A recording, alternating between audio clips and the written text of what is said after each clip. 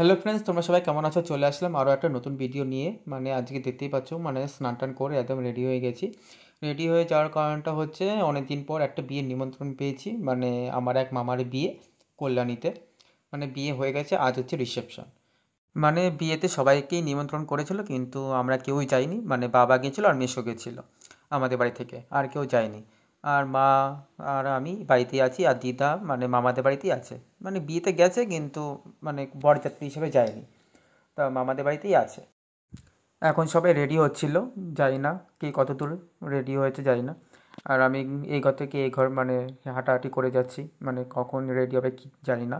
আর এদিকে আমি ব্যাগপত্র সব গোছগাছ করে নিয়েছি, রাতে কি পরবো না পরবো। আর মাও কি শাড়ি পরবে না পরবে সব একদম রেডি, সব প্যাকিং করা হয়ে গেছে। আর এই দেখো, মা রেডি, বড় মামিও আমাদের বাড়িতে এসে রেডি হয়েছে। আর এই যে বাবা রেডি হয়ে বসে আছে। তারপর এদিকে ছোটো মামিদেরও আসার জন্য অপেক্ষা করছি, কখন আসবে কে জানি। এই দেখো, বড় মামি রেডি হয়ে বাইরে চলে গেছে, আর আমরা এখনও বেরোইনি। আর এই দেখো, ছোটো মামিরা এসে এখানেও এসে রেডি হচ্ছে। বাড়ি থেকে রেডি হয়েও শান্তি নেই, এখানে এসে রেডি হতে হবে। তারপর কিছুক্ষণ পর সবাই বেরিয়ে পড়লাম, বিয়ে বাড়ি যাওয়ার উদ্দেশ্যে। আর বাড়ির গেট মেট লক করা হয়ে গেছে। এখন যাচ্ছি মেন রোডে, ওখান থেকে টোটো ধরে ছোটো বাজার, ছোটো বাজার থেকে রানাঘাট স্টেশন। তারপর আমি যখন আমার টয়লেটটা নিয়ে যাচ্ছিলাম, তখন পুচু ধরে টানাটানি করছে, ও নিয়ে যাবে। নিতে পারবে না, তারপরেও ও নেওয়ার জন্য চেষ্টা করবে।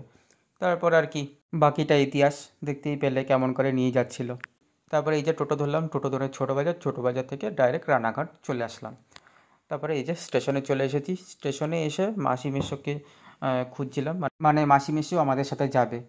তারপরে ওই দেখো, মাসি মেসো এখানে দাঁড়িয়ে আছে। ওই যে গ্রিন কালার শাড়ি পরাটা, ওটা মাসি। আর এই যে এখানে মেসো, পুরো ম্যাচিং ম্যাচিং।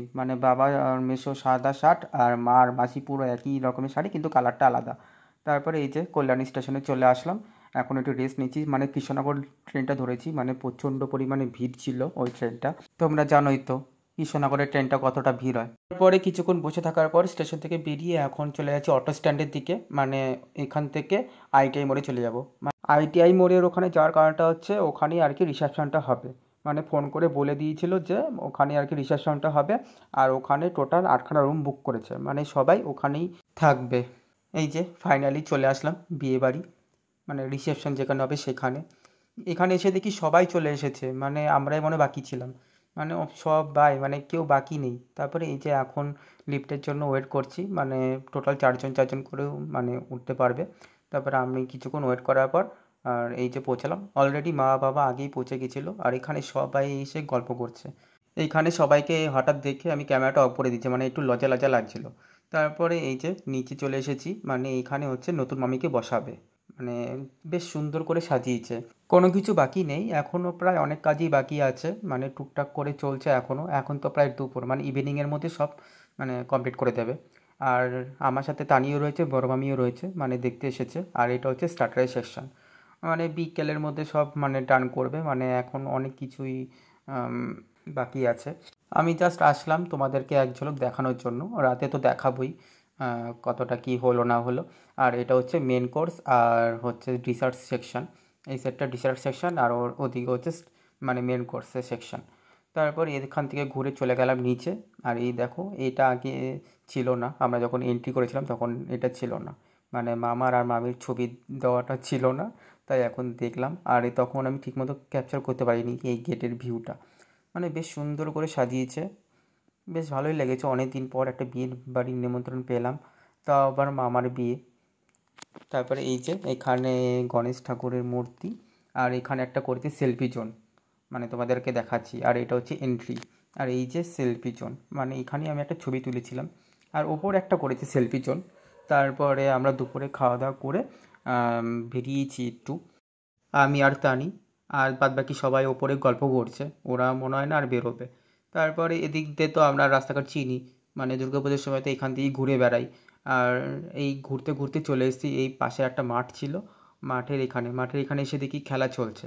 তারপর একটুখানি খেলা দেখলাম, খেলা দেখে আবার ব্যাক করলাম লজের দিকে। আজকে হচ্ছে অনেকটা গরম ছিল, লজের ভেতরে অতটাও গরম ছিল না, এসি চলছিল বলে। ওখানে গিয়ে আবার রেডি হলাম, গিয়ে দেখি সবাই রেডি, আমিও রেডি হয়ে গেছি তাড়াতাড়ি। তারপরে এখন সবাই চলে যাচ্ছি রিসেপশনের ওখানে। এই দেখো সবাই এক এক করে নামছে, মা, বড় মামি, মাসি, সবার শেষে ছোটো মামি। তারপর ছোটো মামি দেখো তোমাদেরকে সবাইকে হাই করে দিল। তারপরে এই যে চলে এসেছি রিসেপশনের ওখানে, মানে মানে ভিড় হয়ে গেছে, মানে সন্ধ্যের মধ্যেই, মানে এখন প্রায় কটা বাজে, 7টা বাজে। তারপর সবাই গিফট দিয়ে দিল, মানে যে যা এনেছিল, মানে নতুন মামির জন্য। তারপর ছবিও তুললাম, আমরা সবাই লাস্টে ছবি তুলেছি। সবার ছবি তোলার পর তারপরে এই যে চলে এসেছি স্টার্টার সেকশানে, মানে এখানে এসে সবাই ফুচকা, তারপরে বেবি কর্ন সব মানে এক এক করে খাচ্ছিল। তারপরে চলে গেছিলাম নিচে, মানে নাইটের যে ভিউটা, মানে রাত্রির যে ভিউটা নেওয়ার জন্য। এই যে এন্ট্রি হচ্ছে এখান থেকে শুরু, মানে তারপর আমরা তোমাকে দেখাচ্ছি আস্তে আস্তে। এখন মানে রাতের ভিউটা আরও বেশি সুন্দর লাগছে, মানে এই সেলফি জোনটা বেশি মানে ভালো লাগছিল। মানে এই যে গণেশ ঠাকুর, এই দেখো সেলফি জোন, বেশ সুন্দর লাগছিল। তার কিছুক্ষণ পর দিদা হঠাৎ করে ফোন করে বলছে খাবার খাবি না, অনেক তো রাত হলো, মানে প্রায় 9:30টার মতো বাজে, আমাদের আবার বেরোতে হবে। তারপর ওপরে এসে দেখি প্রচণ্ড পরিমাণে ভিড়, মানে দিদা বাবা খেতে বসে পড়েছে, এরকম একটা ব্যাপার। সবাই খেতে বসে পড়েছে, মানে আমি আর তানি বাদে। তারপরে আমরাও খেয়ে নিলাম, মানে মানে অল্প অল্প করে খেয়েছি, মানে স্টার্টারে মানে একটু বেশি খাওয়া হয়ে গেছিলো, তাই আর কি মেন কোর্সে সেরকমভাবে খেতে পারিনি, মানে খুব অল্প অল্প করে খাবার খেয়েছি। সব শেষে আইসক্রিমটাই খেয়েছি, মানে দুটো না তিনটে, মানে এমনি মেন কোর্সে খাবার খেতে না পারলেও মানে আইসক্রিমটা খেয়েছি। তারপরে এই দেখো মামা মামি। ইভিনিং টাইমে ভিড়ের জন্য সেরকমভাবে দেখাতে পারিনি তোমাদেরকে, আর এখন তোমাদেরকে দেখানোর জন্য নিয়ে আসলাম। আজকে মামা খুবই ব্যস্ত, মানে ফোনের পর ফোন এসেই যাচ্ছিলো, আমরা তখন ছবি তুলতে গেছি তখনও মানে ফোন হাতে। তারপর আর কি সবাইকে টাটা বাই বাই করে এবার বেরিয়ে পড়ছি বাড়ি যাওয়ার উদ্দেশ্যে। মানে অনেক কষ্ট মষ্ট করে দুখানা টোটো পেলাম স্টেশনে যাওয়ার জন্য।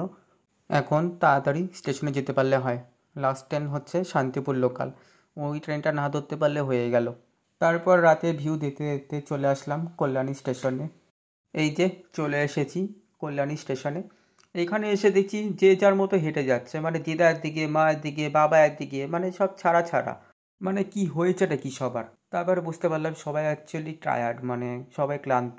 তারপরে মেসো চলে গেছে টিকিট কাউন্টারে টিকিট কাটতে, মানে সবার জন্য, আর মাসিও পেছন পেছন যাচ্ছিল। তারপরে বাবা এদিকে ঝিম হচ্ছে, কি বলবো মানে ঘুম পেয়ে গেছে সবার এক এক করে। তারপরে স্টেশনের মধ্যে সবাই এসে বসে পড়েছে, মানে কেউ কথা বলার ইয়েতেই নেই, মানে যে যার মতো বসে আছে। তারপর এদিকে এসে দেখি অনেকেই মানে ট্রেন পায়নি, মানে আমাদের সাথে সাথে অনেকেই শান্তিপুরে ট্রেনটা ধরবে, মানে মামাদেরই রিলেটিভ, মানে আমরা ঠিকমতো চিনি না তো তাই আর কি। তারপরে এই যে এখনও ট্রেন আসছে না, কখন যে ট্রেন আসবে কে জানে, বুঝতেই পারছি না। তারপরে অনেকক্ষণ পর শান্তিপুর ট্রেনটা আসলো, মানে একটু লেট করেছিল।